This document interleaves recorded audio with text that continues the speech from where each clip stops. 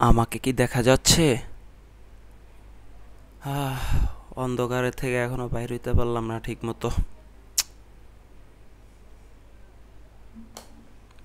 আরে বাস, আলো আইসা পড়ছে।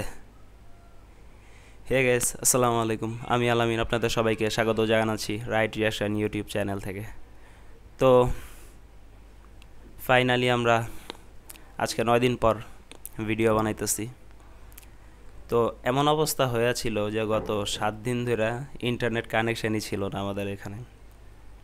আমরা যে কি অন্ধকারের ভিতরে ছিলাম নিজেরাও জানি না। যা অবস্থা হয়েছে, দেশের যে অবস্থা, এই অবস্থায়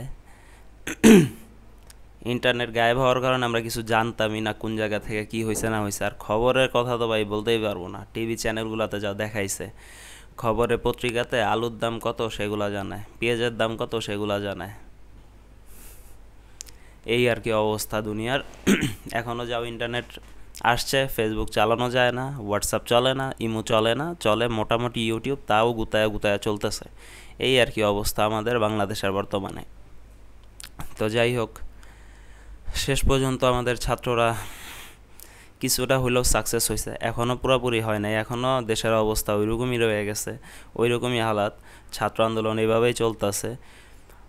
যাই হোক, একটা জিনিস খুবই খারাপ লাগছে, সেটা হইলো যদিও আমরা আমাদের এই চ্যানেলটা চালাই সিনেমা নিয়ে, গান নিয়ে, নাটক এইসব নিয়ে, ওয়েব সিরিজ এইসব নিয়ে আমাদের চলে এই চ্যানেলটা। কিন্তু দুঃখজনক বিষয় যে এই যাদের বিষয়টা নিয়ে আমরা খুব প্রশংসাও করি, বদনামও করি, তাদের কারোর চেহারা এই বিষয়টা নিয়ে দেখলামই না। ছাত্রদের পক্ষে কারোর একটা দেখলাম না। সবাই দায়সারা, মানে দায়সারাবদ্ধ একটা কাজ আছে না, যে না ঠিক আছে সবাই বলতেছে এই ভয়ে ফেসবুকে একটা স্ট্যাটাস, তাও সেই স্ট্যাটাসে ক্লিয়ারভাবে এটা বলে নাই যে আমরা ছাত্রদের পক্ষে আছি।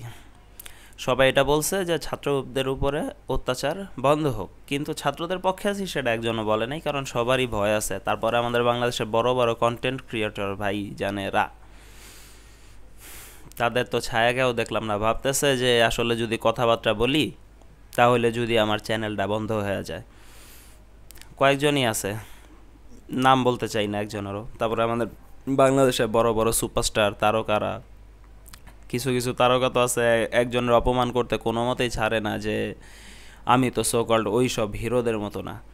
ভাই, পাবলিক আপনার এই পর্যন্ত নিয়ে গেছে স্টুডেন্ট, আর সেই স্টুডেন্টরে সামান্য সাপোর্টটুকু জানানোর প্রয়োজন বোধ করেন নাই আপনারা। আপনাদের প্রতি কী সম্মান থাকবে?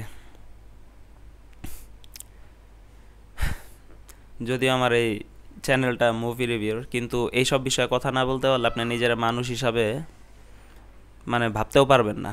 পরিচয় দিতেও লজ্জা পাওয়া উচিত, কিন্তু যদিও সবাই লজ্জাটা পায় না, কিছু কিছু মানুষের লজ্জা থাকেই না।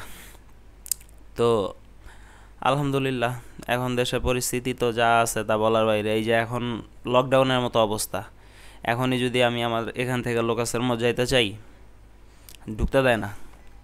ওইখান থেকে পানি নিয়ে এসে কিনাই না খাইতে হয়, এমন একটা অবস্থা। ওই জায়গায় যাইতেই দেন, আপনি পানি আনবেন কোন জায়গা থেকে? এই আর কি দেশের অবস্থা। আল্লাহ ভালো জানে কবে এটা ঠিক হবে আর কবে কি হবে না হবে। দুঃখ যে লাগে ওইখানেই যে মেট্রো স্টেশন ভাঙচুর হয়েছে সেটা নিয়ে দুঃখ প্রকাশ হইতেছে, কান্নাকাটি হইতেছে, কিন্তু 150-150-এর ঊর্ধ্বে ছাত্ররা মারা গেছে, সেটা নিয়ে কারোর কোনো আফসোস নাই।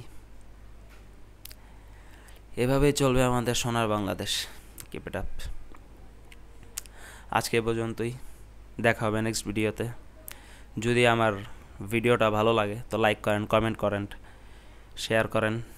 আর যদি এরকম ভিডিও আরও পেতে চান তাহলে সাবস্ক্রাইব অবশ্যই করে রাখবেন, সাবস্ক্রাইবটা মাস্ট করে রাখবেন। আল্লাহ হাফেজ।